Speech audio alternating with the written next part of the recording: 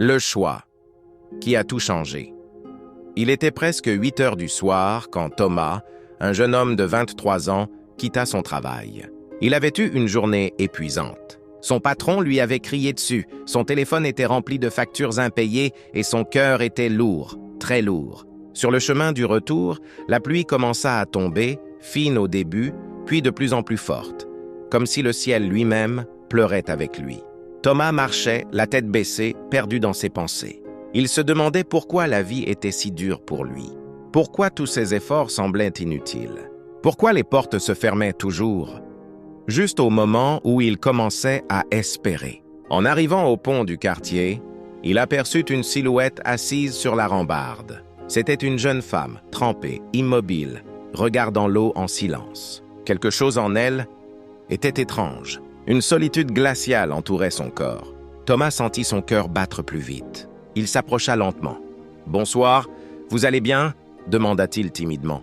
La jeune femme tourna la tête. Ses yeux étaient rouges, pleins de larmes, pleins d'un vide que seul quelqu'un qui souffre profondément peut comprendre. « Je vais bien, laisse-moi tranquille », répondit-elle d'une voix cassée. Thomas hésita. Il aurait pu continuer son chemin, comme tout le monde. Personne ne l'aurait jugé. Il avait déjà sa propre douleur à gérer. Mais quelque chose en lui disait « Reste, ne pars pas ». Il inspira profondément. « Écoutez, je ne sais pas ce que vous traversez, mais je sais ce que c'est d'avoir l'impression que tout s'écroule. » La jeune femme ferma les yeux. La pluie tombait encore plus fort, un silence lourd s'installa. Puis elle murmura « Je suis fatiguée de me battre seule. J'ai perdu mon travail, mon appartement, mon fiancé. Tout le monde m'a tourné le dos. » Ses mains tremblaient sur la rambarde du pont. Thomas sentit un frisson lui traverser la colonne vertébrale. Il s'accroupit à côté d'elle, malgré la pluie qui trempait ses vêtements. « Regardez-moi, » dit-il doucement. « Vous pensez être seul, mais en réalité, vous êtes juste au bout d'un chemin, pas au bout de votre vie. Parfois, la vie casse tout pour te reconstruire plus fort. » Elle ouvrit les yeux. Pour la première fois, il vit une petite lueur, presque invisible, mais réelle. Thomas continua. « Je voulais abandonner aussi, tu sais. Aujourd'hui même, j'avais envie de tout laisser tomber.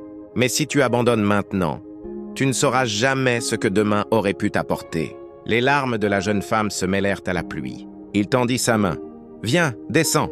Tu n'es pas obligé de tout comprendre aujourd'hui. Tu dois juste accepter de vivre encore un jour de plus. » Elle resta immobile quelques secondes, puis posa doucement sa main dans la sienne. Thomas l'aida à descendre du pont. Ils marchèrent ensemble sous la pluie, sans parler. Parfois, le silence vaut plus que les mots. Une semaine plus tard, Thomas reçut un message. C'était elle.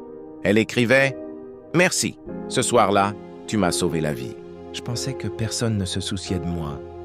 Tu m'as prouvé le contraire. » Thomas sourit. Il réalisa que parfois, ce n'est pas notre propre force qui change notre vie, mais la force que nous donnons à quelqu'un d'autre. Morale.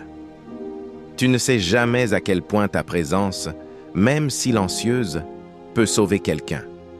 Sois cette lumière, même quand tu te sens dans l'ombre.